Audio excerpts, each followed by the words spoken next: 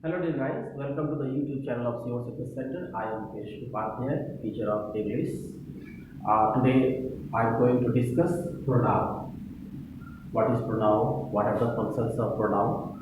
So in today's session, we will learn a lot about pronoun. Okay. First of all, हम लोग यहाँ पे देखेंगे pronoun के definition को. ठीक है. तो pronoun का जो definition है, आप यहाँ पे जो प्लेन डेफिनेशन आप लोग जानते हैं वो क्या है? It is a word which is used instead of a noun, यानी किसी इंस्टेड का मतलब के बदले. तो प्रोनाउन क्या है? प्रोनाउन वह शब्द है जो नाउन के बदले प्रयोग होता है. ये तो सबको पता है, क्लियर है. अब यहाँ पे इसको हम लोग और बेहतर तरीके से इसको हम लोग समझ लेते हैं. अगर लेट मिडिल इंग्लिश की बात करें तो लेट मिडिल इंग्लिश में यहाँ पे क्या बताया गया है? Pro plus noun.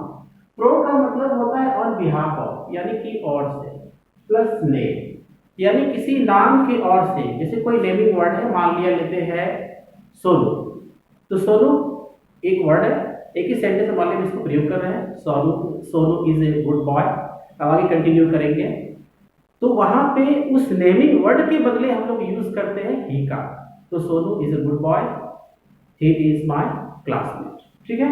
तो यहाँ पे हम लोग क्या देख रहे हैं? प्रोनाउन क्या है कि प्रोनाउन में दो यहाँ पे जोड़ा गया है, प्रो प्लस नाउन को. ये लेट मिडिल इंग्लिश की बात हम लोग कर रहे हैं. तो प्रो का मतलब होता है ऑन बिहाफ ऑफ, और नाउन का मतलब होता है नेम, यानी किसी नेम के तरफ से, किसी नेमिंग वर्ड के तरफ से जब वर्ड यूज करते हैं, दैट्स कॉल्ड प्रोनाउन.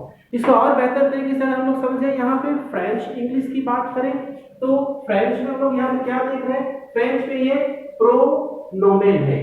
ठीक है. फ्रेंच में इसका नाम क्या होता है? प्रोनाउन का प्रोनोमेन.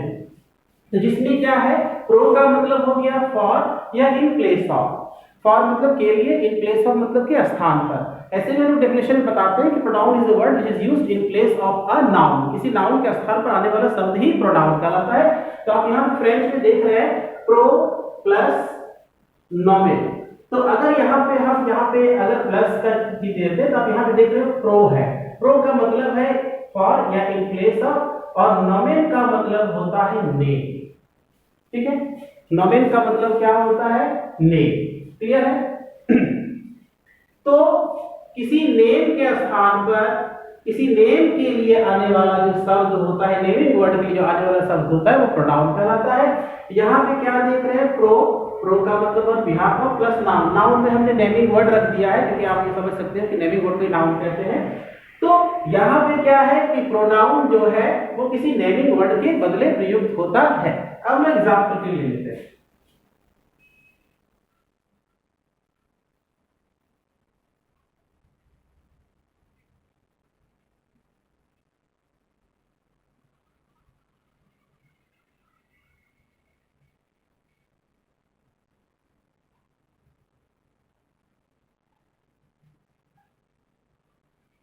यहाँ पे एग्जांपल लिखा हुआ है, Roma is very poor but she is honest. Roma बहुत गरीब है लेकिन ईमानदार है. तो यहाँ पे जो रोमा है ये तो नेमिंग वर्ड है. हमने अपने नाउन का जो भी वीडियो मैंने बनाया उसे पूरा स्पष्ट हमने कर दिया है कि वो नेमिंग वर्ड होता है. तो यहाँ पे रोमा क्या है आपका? ये नाउन है. अब इस सेंटेंस में आप देख रहे हो यहाँ पे दो क्लॉजेस का प्रयोग किया गया. Roma is very poor, second clause ये आपका करेक्टर है. सेकंड क्लॉज है शी इज ऑनेस्ट. ठीक है. तो यहाँ पे सी का प्रयोग किसके लिए हुआ? सी का प्रयोग यहाँ पे रोमा के लिए हुआ है. रोमा जो कि नाउन है, तो यहाँ पे ये क्या हो जाएगा? ये प्रोनाउन हो जाएगा. क्लियर है.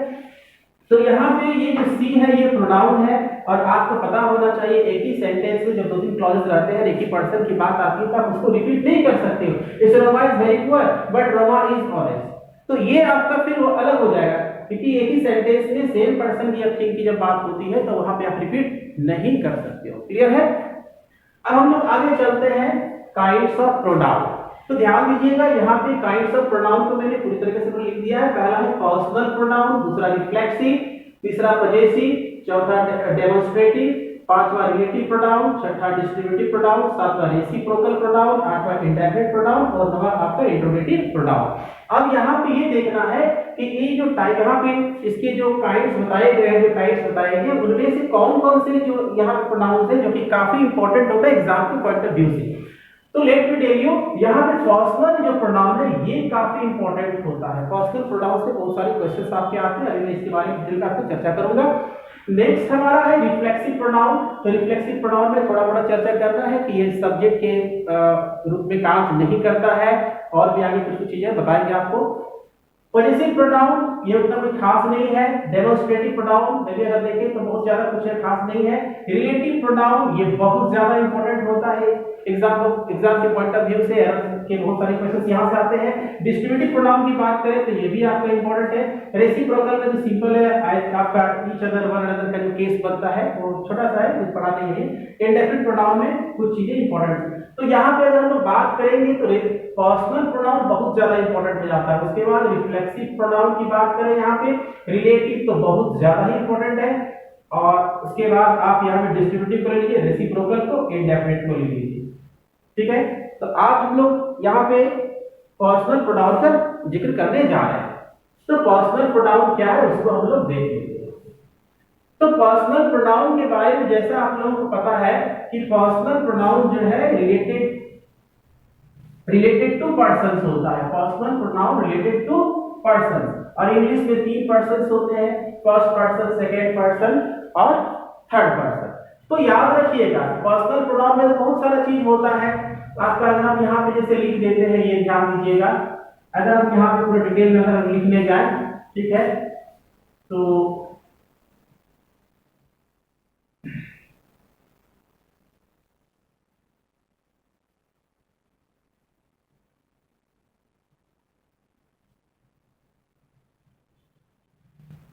ये आपका यहाँ पे फर्स्ट पर्सन हो गया, देन सेकंड पर्सन हो गया एंड लास्टली थर्ड पर्सन हो गया ये आपका। ठीक है, यहाँ पे सब्जेक्ट, देन ऑब्जेक्ट रहता है यहाँ पे, ऑब्जेक्ट, और तीसरा है पजेसिव। ठीक है, सब्जेक्ट, ऑब्जेक्ट और पजेसिव, सब्जेक्ट, ऑब्जेक्ट और पजेसिव। अब यहाँ पे ध्यान दीजिएगा, सबसे इंपॉर्टेंट चीज यहाँ पे, इधर एक तरह सिंगुलर कर देते हैं, ये आपका सिंगुलर हो गया, इधर आपका प्लूरल हो गया, ये प्लूरल चला जाएगा, प्लूरल चला जाएगा, ये आपका सिंगुलर चला जाएगा। ठीक है, एक चीज याद रखिएगा, फर्स्ट पर्सन हमेशा स्पीकर होता है। फर्स्ट पर्सन में जो भी चीजें आपके यहाँ पे बॉक्स में है वही आपके फर्स्ट पर्सन में होंगे। जैसे फर्स्ट पर्सन में सब्जेक्ट में आई है तो इसका ऑब्जेक्ट आपका मी हो जाएगा, पजेसिव में माय और माइन हो जाएगा आपका। क्लियर है? देन प्लूरल की बात करें तो यहाँ पे वी, देन अस, आवर और उसके बाद आवर्स हो जाएगा। देन यहाँ पे सेकेंड पर्सन में क्या होता है, लिसनर होता है। सेकेंड पर्सन में भी जो भी आपके बॉक्स में है वही सेकेंड पर्सन होंगे, उससे बाहर कुछ नहीं। यू है, then you, then your and yours. Similarly you, you, your, yours, ये हो गए। अब थर्ड पर्सन की अगर हम बात करें तो याद रखिएगा, थर्ड पर्सन में जो भी हम लिखाने जा रहे हैं वो तो रहेंगे, इसके अलावा जो भी नेमिंग वर्ड रहेगा, जो भी नेमिंग वर्ड रहेगा वो थर्ड पर्सन में आता है, हमेशा याद रखिएगा। थर्ड पर्सन में जो मैं लिखने जा रहा हूं, जैसे यहाँ पे ही है, सिंगुलर में शी है, इट है, देन ऑब्जेक्ट में हिम है, हर है, इट है, देन पॉजेसिव में हीज है, देन हर है, हर्स है, इट्स है, यहाँ पे प्लूरल में दे है, देम है, देयर है और देयर्स है। तो एक चीज हमें से याद रखिएगा यहाँ पे कि जो फर्स्ट पर्सन में जितने भी चीजें लिखी गई वो फर्स्ट पर्सन के ही होंगे, सेकंड पर्सन में जो लिखा गया वो सारे सेकंड पर्सन के ही है। थर्ड पर्सन में क्या है, यहाँ पे जो लिखा गया ये थर्ड पर्सन तो है, इसके अलावे जो नेमिंग वर्ड है, जितना भी नेमिंग वर्ड है, जो भी नाउन है, वो आपके सारे थर्ड पर्सन में आएंगे। क्लियर है? अब यहाँ से हम लोग देखेंगे कि क्या इस बॉक्स में, जो कि मैंने कहा था कि personal pronoun is related to persons, तो क्या ये सारे पर्सनल प्रोनाउन है? नहीं। अब हम लोग देखेंगे कि पर्सनल प्रोनाउन में कौन कौन से आते हैं। तो हमेशा याद रखिएगा, पर्सनल प्रोनाउन में आपके केवल दो आते हैं,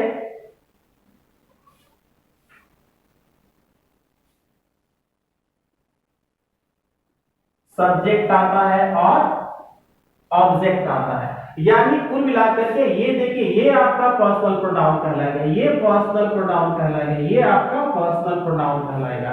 पर इसी वाला जो भी चीज है आपके पर्सनल प्रोनाउन के क्लास में नहीं आते हैं, वो अलग है। वो पजेसिव, जैसे यहाँ पे देख रहे हो योर है तो ये पजेसिव एडजेक्टिव है, देन योर्स जो है वो पजेसिव प्रोनाउन है, तो उसको हम लोग अलग से पढ़ेंगे। अब यहाँ पे देखते हैं सब्जेक्ट में कौन कौन है। यहाँ पे आई है, देन इसको ऑब्जेक्ट ले लेते हैं। आई का ऑब्जेक्ट मी, वी का अस, यू का यू, देन ही का हिम, शी का हर, इट का इट और दे का दैट। क्लियर है? तो अब तो आपको लगा कि सर यही चीज है, बस पर्सनल प्रोनाउन में कुछ खास तो है नहीं। अब यहां से डियर बहुत सारे क्वेश्चंस आपके बनेंगे, बहुत सारे क्वेश्चंस बनेंगे। सब्जेक्ट के केस में क्वेश्चन बनेंगे, ऑब्जेक्ट के केस में क्वेश्चंस बनेंगे, तो वो हम लोग यहाँ पे देख लेते हैं। जो इसमें जो पॉइंट्स हमारे बनेंगे उसको हम लोग देख लेते हैं।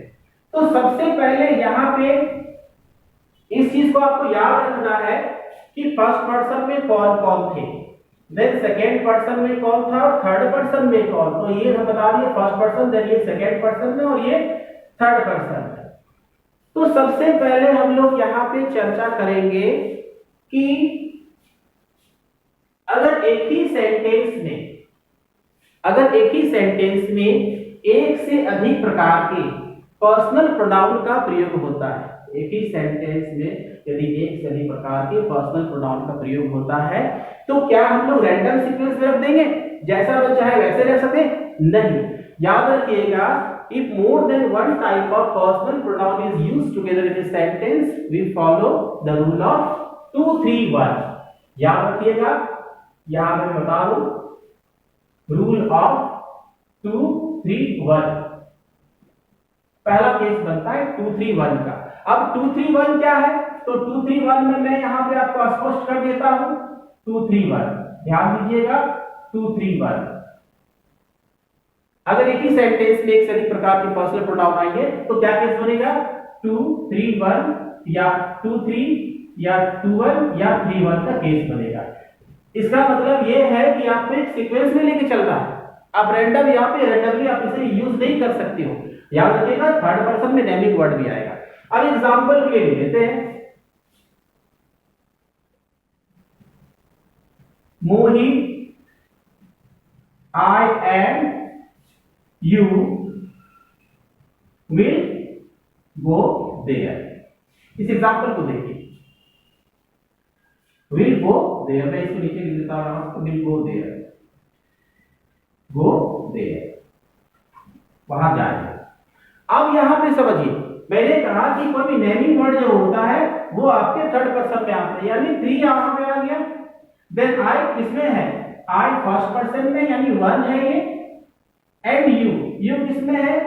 सेकेंड में है, तो ये सेकेंड पर्सन में चला गया। तो यहाँ पे 231 का रूल होना चाहिए था, यहाँ पे 312 का हो गया। ठीक है, यानी 2 3 1 का नहीं होकर के यहाँ पे 3 1 2 का हो गया। तो याद रखिएगा, ये गलत है आपका, आप इसे रैंडम नहीं रख सकते हो, आपको एक प्रॉपर सीक्वेंस में रखना होगा। तो सीक्वेंस क्या है? मैं सबसे पहले सेकंड पर्सन को रखेंगे, उसके बाद थर्ड पर्सन को, उसके बाद लास्ट में आप अपने को रखिए। आपको जरूरी नहीं है तीनों पर्सन आए। सबसे पहले इसको डिस्कस हम लोग कर लेते हैं। यहाँ पे इसका सही क्या हो जाएगा? तो इसका सही हो जाएगा you comma Mohi and I will go there. ये आपका सीक्वेंस सही हुआ। देखिए, यू सेकंड हो गया, मोही थर्ड हो गया और आई 1 हो गया, यानी 2 3 1 का रूल हो गया। क्लियर है? अब कोई जरूरी नहीं है कि तीनों पर्सन एक साथ आए, कम से कम 2 पर्सन का होना जरूरी है। There must be the presence of 2 person. अब दूसरा एग्जांपल हम लोग ले लेते हैं यहां पे,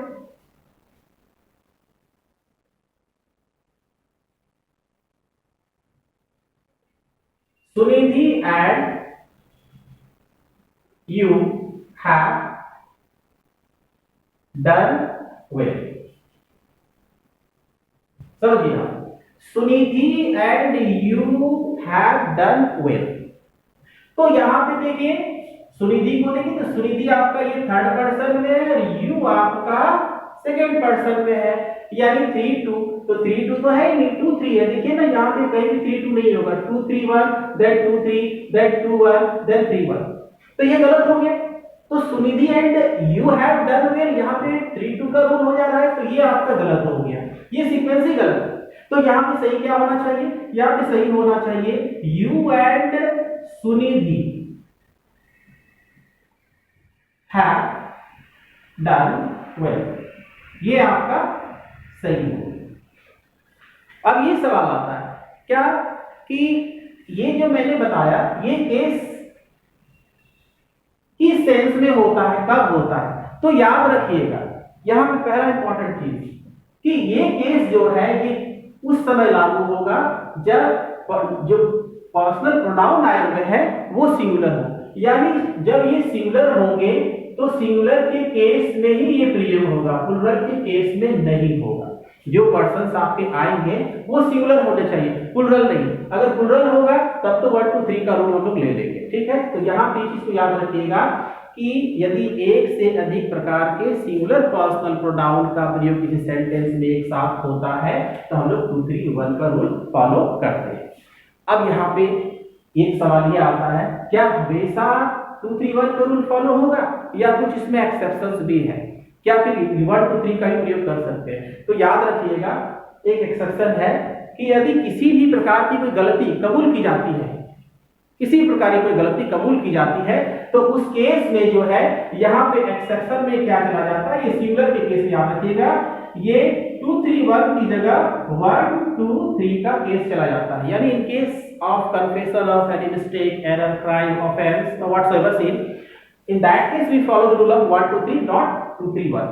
ये याद रखिएगा अगर पर्सनल प्रोनाउन सिंगुलर एक से अधिक सिंगुलर पर्सनल प्रोनाउन का प्रयोग होता है तब 2 3 1 का रूल फॉलो करते हैं। इसी केस में अगर किसी प्रकार की कोई गलती कबूल की जाती है तो गलती कबूल करने पर जो है 2 3 1 की जगह 1 2 3 का रूल हम लोग फॉलो करते हैं। जैसे एग्जांपल के लिए ले लीजिए यहाँ पे I, you and Mohit have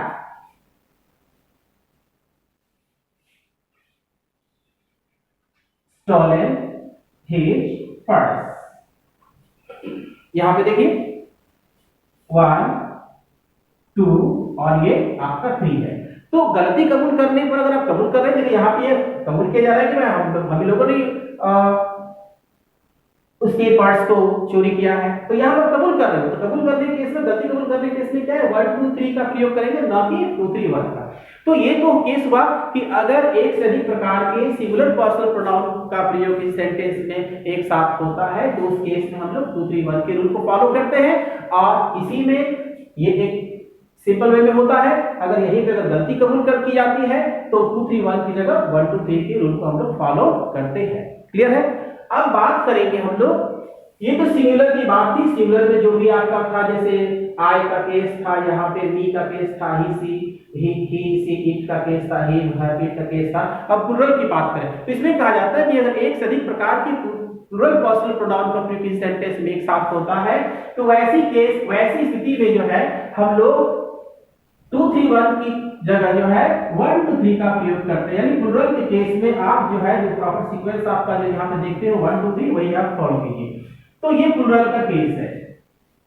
तो प्लुरल का केस हम लोग क्या देख रहे हैं, जो भी आपका है 1 2 3 का केस होगा, देन 1 2 यहाँ पे ले लें, देन 1 3 देन 2 3, मतलब जो जहां है वही रहेगा। ये प्लुरल का केस है, हम यहाँ पे लिख देते हैं, यहाँ पे सिंगुलर के केस में ये बनेगा और ये आपका प्लुरल के केस में बनेगा। ठीक है, प्लुरल के केस में आपको जो भी सीक्वेंस है 1 2 3 का ले चलिए। जैसे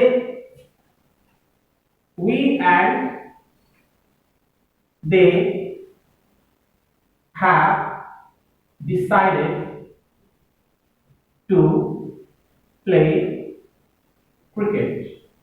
ठीक है, तो यहां पे देखिए we आपका 1 में है, देन they आपका 3 में है। अगर आप तीनों पर्सन्स को लेते हो तो आप ले लीजिए यहाँ पे we comma you and they will cook something today. आज हम लोग कुछ बनाएंगे। तो आप यहाँ पे देख लीजिए, यहाँ पे क्या है आपका 1 2 3 का रूल फॉलो किया गया है। क्यों? क्योंकि ये प्लूरल है। क्लियर है? तो सिंगुलर के केस में क्या करोगे? 2 3 1 का रूल फॉलो करोगे। प्लूरल के केस में 1 2 3 का रूल फॉलो करोगे।